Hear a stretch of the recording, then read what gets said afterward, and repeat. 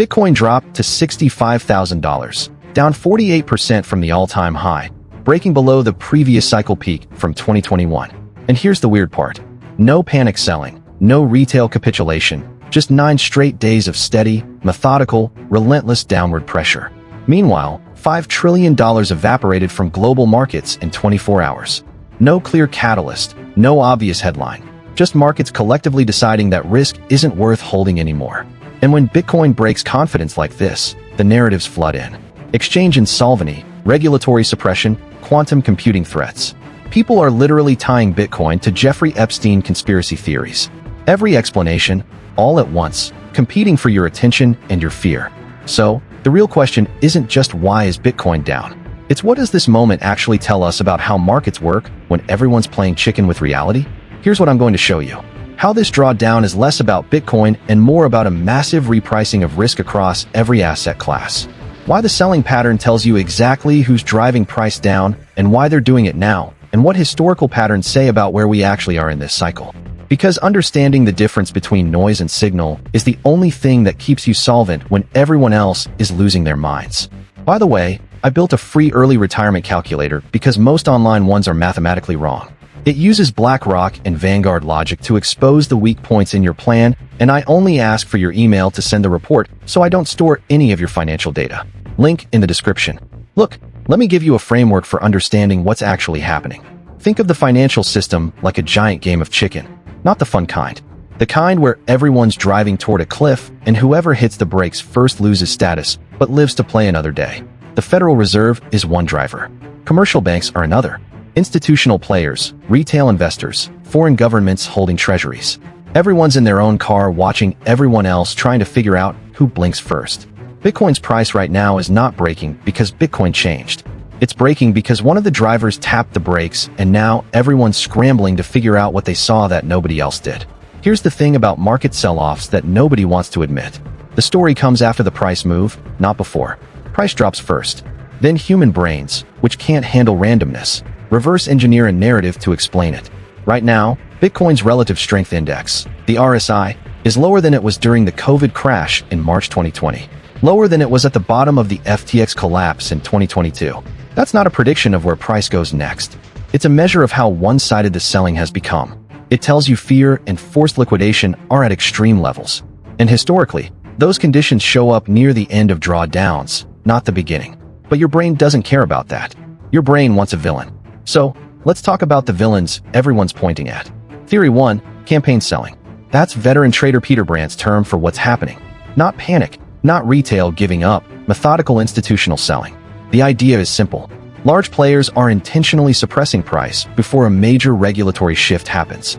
Specifically, before the Clarity Act gets signed into law, which most people expect by the end of February 2026, drive the price down now. Load up cheap. Then, when regulatory clarity arrives, flip the narrative, and short sellers get obliterated on the way back up. It's elegant. It's cynical. It might even be partially true. But here's the problem with that theory. It assumes coordination at a level that's hard to maintain in practice. Markets are competitive.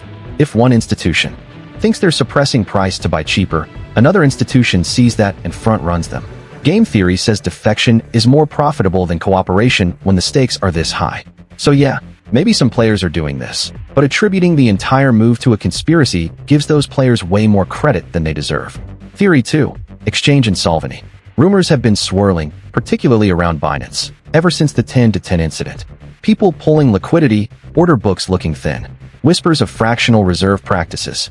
And look, exchange risk is real. We've seen it before. Mt. Gauss, Quadriga CX, FTX. The pattern is always the same. Everything's fine until suddenly it's not. Withdrawals get delayed. Excuses pile up. Then one day the doors close. So is Binance insolvent? I have no idea. Neither do the people spreading the rumors. But the important thing to understand is this. Even if an exchange is perfectly solvent, the rumor alone creates a banker-run dynamic. If enough people believe it's insolvent and try to withdraw at once, that liquidity crunch can cause the very insolvency everyone feared. It's a self-fulfilling prophecy. That's why I don't keep Bitcoin on exchanges. Not because I know they're going to fail, because I know I can't predict when fear turns into a stampede. Theory 3, quantum computing is going to break Bitcoin's cryptography. This one comes back every bear market like clockwork, And it's based on a misunderstanding of both quantum computing and Bitcoin security model.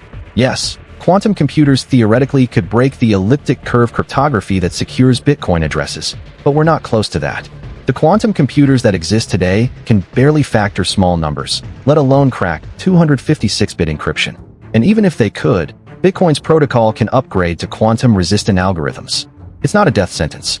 It's an engineering problem with a solution that's already being researched. But fear doesn't care about nuance. Fear hears quantum threat and imagines Bitcoin going to zero overnight. And that fear, even if it's based on nothing, can move price in the short term.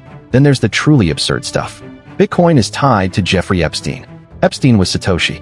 I don't even know where to start with this one. It's so detached from reality that engaging with it feels like a waste of time. But here's why it matters. When markets get chaotic, people's sense-making apparatus breaks. They start pattern matching everything. They see connections that aren't there. It's a sign of stress, not insight.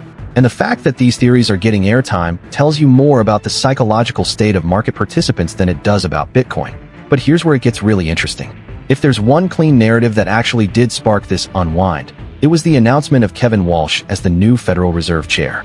Markets immediately started pricing in a hawkish shift. The idea that maybe, just maybe, this time the Fed could actually tighten without breaking something.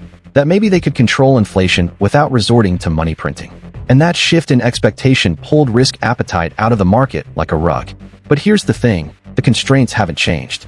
The math hasn't changed. The debt hasn't disappeared. The deficits haven't shrunk. Whoever sits in the Fed chair is trapped by the same forces that trapped their predecessor. James Lavish has this framework I love. He calls it the 4 doors. 3 of them are locked. Door 1, austerity. Politically impossible. Neither party will cut spending enough to matter. We tried with Doge, the Department of Government Efficiency. We're still running $2 trillion deficits. The cuts aren't coming. Door 2, raise taxes. Also politically toxic. And even if you tried, there's a ceiling on how much revenue you can extract before you start killing productivity. Rich people leave. Companies stop investing. You hit diminishing returns fast. We're seeing it in California and New York right now. Wealthy people are flooding into Texas, Florida, Nevada. You can't tax your way out of a debt problem when the tax base is mobile. Door 3, default. You could just refuse to pay your debts and reset everything. But why would you default on debt that's denominated in your own currency? That makes no sense. If you control the printing press, you don't default. You print. Which brings us to door 4. The only door that's actually open. Print money, inflate the debt away, devalue the currency. It's not a policy choice. It's the only option left after you've ruled out the other 3. And Bitcoin exists because door 4 always wins. Now, you might be thinking, okay, but what about Walsh being a hawk? What about his reputation for tight monetary policy? Here's the uncomfortable truth. It doesn't matter. He's not walking into a blank slate. He's inheriting a system with $36 trillion of debt, trillion-dollar deficits, and a bond market that's already nervous. If he tries to keep rates high, he breaks the treasury market. If he tries to let long-term yields run, he breaks the housing market and commercial real estate. If he does nothing, inflation comes back. He's not making choices. He's managing constraints. And those constraints all point in one direction, more money printing. Maybe not today, maybe not this quarter, but eventually because the math doesn't leave another option. This is what James Lavish means when he talks about yield curve control. Right now, the Fed is doing what they call soft QE, buying short-term treasury bills to keep bank reserves high enough to support the velocity of capital the economy needs. They're calling it regular market operations. It's not. It's quantitative easing with a different label. And eventually they're going to have to extend that to longer-dated treasuries. Operation Twist full QE. They have no choice. Maybe it takes a crisis to force their hand. Maybe it just takes the 10-year yield hitting a certain level. But it's coming. And when it does, Bitcoin reprices violently to the upside. Because Bitcoin is the only asset that's genuinely scarce in a world where everything else can be printed. Let me give you a concrete example of what this looks like in practice. Let's say you're an institutional allocator managing a $200 million portfolio. You've got 60% in equities, 30% in bonds, 10% in alternatives. In January 2026, everything's fine. Stocks are up. Bonds are stable. Then Kevin Walsh gets announced. Bond yields spike. Your bond allocation drops 8% in 2 weeks. Your equity allocation drops 12% because rising rates compress valuations. Your alternatives, which include a small Bitcoin position, drop 48%. On paper, you just lost $26 million. Your investors are calling. Your board is asking questions. What do you do? If you're like most institutional players, you de-risk. You sell the thing that's down the most because it's the easiest to blame. You can't sell all your stocks. You can't dump all your bonds. But you can get out of Bitcoin and tell your board you're reducing exposure to volatile assets. It's a career preservation move, not an investment thesis. And when thousands of allocators do this at the same time, you get 9 days of steady, methodical selling. No panic, just institutions managing their own internal politics. Here's the part nobody's talking about. This isn't a Bitcoin problem. This is a everything is repricing risk at the same time problem. Gold dropped. Silver had a massive liquidation event last week. Equities are bleeding. Bonds are volatile. $5 trillion doesn't disappear because Bitcoin did something wrong. $5 trillion disappears because the market collectively realized that the risk-free rate isn't what they thought it was, that the assumptions they built their portfolios on were wrong. And when that happens, correlations go to 1. Everything sells off together. Bitcoin isn't special in that environment. It's just more volatile, so it moves more. But here's where it gets more interesting. What's actually happening right now is a knowledge arbitrage. That's James Lavish's term, and it's perfect. A knowledge arbitrage exists when price is moving before understanding has caught up. Most people still don't understand what Bitcoin is. They think it's a tech stock, a speculative gamble, a bonus scheme, something risky to avoid. They're not asking what problem it solves. They're not thinking about it through the lens of monetary history. They're not looking at it as a response to systemic money printing. And because they don't have that framework, when price drops, they don't have anything to lean on. They just feel fear and they sell, or they never buy in the first place. Meanwhile, a smaller group of people who've done the work, who understand the incentives, who've read the boring documents, they see this differently. They see a system that has no choice but to print. They see a Fed that's trapped. They see a global debt problem that can't be solved with austerity or taxes. And they see Bitcoin as the asymmetric bet on the inevitable outcome. That gap between those two groups, that's the knowledge arbitrage. And it's why this phase feels so lonely. Because when you understand something most people don't, drawdowns feel different. They don't feel like failure. They feel like friction. Like the market hasn't caught up to reality yet. And if you have conviction, that friction is where you accumulate. Here's a story that illustrates this. In 2021, I bought Bitcoin all the way up $60,000, $65,000. I even bought at the top $69,000. I was euphoric. Everyone was talking about Bitcoin. Institutional adoption was the narrative. It felt obvious. Then it crashed. FTX collapsed in November 2022. Bitcoin hit $17,000. I wrote it all the way down. That was not fun. It didn't feel smart.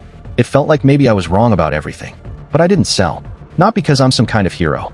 Because I kept going back to the fundamentals. I kept asking, did the US debt go away? No. Did the Fed stop printing? No.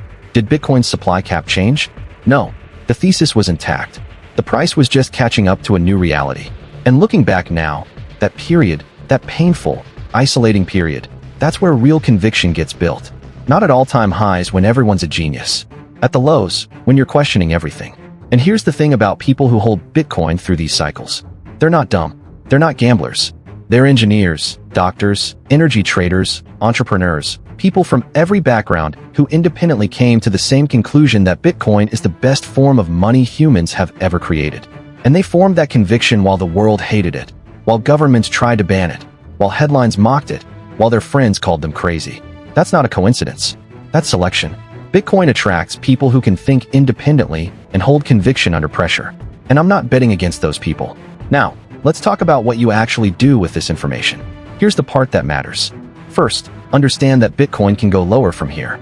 I'm watching the 200E moving average, which sits around $58,000. Historically, that's been a bear market floor. It's where long-term buyers step in. It's where forced sellers tend to finish. Could we go there? Yes. Could we go lower? Also yes. Acknowledging that doesn't weaken your thesis. Pretending downside can't happen is what breaks people. When it does. Second, if you're holding Bitcoin, this is where dollar cost averaging makes sense. Not trying to catch the exact bottom. Not timing every move, just consistently converting excess capital into Bitcoin over time. That's how you smooth out volatility and build a position without getting wrecked by short-term noise. And third, if you're serious about holding Bitcoin long-term, it cannot live on an exchange. Not Coinbase, not Binance, not anywhere someone else controls the keys. This is where self-custody and proper structuring matter, because if this is generational wealth, if this is a multi-dead hold, you need to treat it like that. Here's what I'm not saying. I'm not saying Bitcoin can't go to $50,000. I'm not saying this is definitely the bottom. I'm not saying there's no risk. What I'm saying is this. The system is trapped. The Fed has no choice but to print eventually. Bitcoin is the hardest money ever created. And the people who understand that are accumulating while everyone else is panicking. That's the knowledge arbitrage, and that's the opportunity. Here's a quick sanity check. Imagine the Fed tomorrow announces they're done with tight money. They're going back to QE. They're buying long-dated treasuries. They're explicitly targeting lower yields. What happens to Bitcoin? It rips violently because everyone who sold in fear realizes they misread the moment. Now imagine the opposite. Wall stays hawkish. Rates stay high. The bond market starts to break. Treasury auctions start to fail. What does the Fed do? They print because they have to. Because the alternative is a sovereign debt crisis. Either way, you end up in the same place. More money printing, more inflation, more debasement, and Bitcoin reprices higher. The only question is timing. Here's the comedic cutaway. There's this guy who called me in early 2025. He'd been dollar cost averaging into Bitcoin since 2023, disciplined every month, same amount. Then in January 2026, he sees the price dropping. He calls me panicked. Should I sell? Should I stop buying? I asked him one question. Did you buy Bitcoin because you thought it would never go down? He paused. No, I bought it because the Fed's trapped and they're going to print forever, so nothing changed, I said. He hung up. 3 weeks later, he texted me. Bought more. Thanks. That's the whole game. Know why you own it. When the reason's still intact, the price is just noise. Here's another one. In 2022, after FTX collapsed, Bitcoin was at $17,000. I was talking to a fiscal lawyer I work with, guy who deals with high net worth clients. He told me one of his clients sold everything, all his Bitcoin, took the loss, couldn't handle it. 6 months later, Bitcoin was at $30,000. The client called back, wanted to buy again. But now he was angry. Angry at himself, angry at Bitcoin, angry that he didn't have the conviction to hold. The lawyer told him something I'll never forget. Bitcoin doesn't punish you. You punish yourself. Bitcoin just sits there being Bitcoin. You're the one who sold. That client never bought back in. He's still watching from the sidelines, waiting for the right time. The right time was when he sold. He just didn't know it. So here's what you do. 3 things. 1. If you own Bitcoin, revisit why you bought it. If the thesis is intact, the price doesn't matter. If the thesis is broken, you should have sold already. 2. If you're accumulating, this is where dollar cost averaging shines. Don't try to be a hero and catch the exact bottom. Just keep buying. Consistent, disciplined, boring. That's how you build wealth. Not by timing moves, by surviving volatility. 3. Get serious about custody. If this is a long-term hold, it needs to be off exchanges and structured properly. Estate planning, multi-IG, backups, the boring stuff that doesn't feel urgent until it's too late. Here's the reality. This moment, right now, February 2026, is going to feel obvious in hindsight. Just like March 2020, just like the FTX collapse in 2022, just like every other time Bitcoin tested the resolve of its holders, the people who bought here, who held here, who stayed disciplined here, they're going to look like geniuses in 3 years. But right now, it feels terrible. It feels uncertain. It feels like maybe you're wrong. That's not a bug. That's the feature. That's the knowledge arbitrage. That's the price you pay for asymmetric upside. The game of chicken I talked about at the start. Here's who loses. The people who blink first. The people who sell when price drops because they don't understand what they own. The people who let fear override their thesis. And here's who wins. The people who understand the system is trapped. The people who know the Fed has no choice. The people who keep accumulating while everyone else is running for the exits. Bitcoin's not breaking. The market's just repricing risk before it realizes the risk was holding dollars, not holding Bitcoin.